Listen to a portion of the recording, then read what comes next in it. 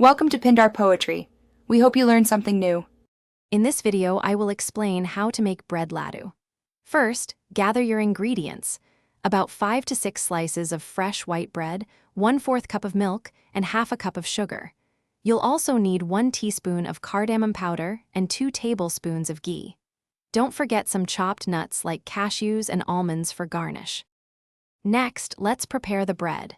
Begin by trimming the crusts from your bread slices. Then, tear the bread into small pieces, making them easier to process.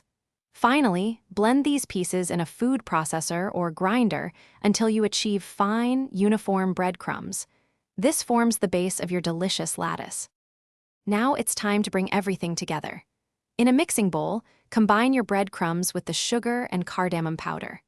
Gradually add warm ghee and a little milk, mixing until the ingredients come together to form a cohesive dough-like mixture.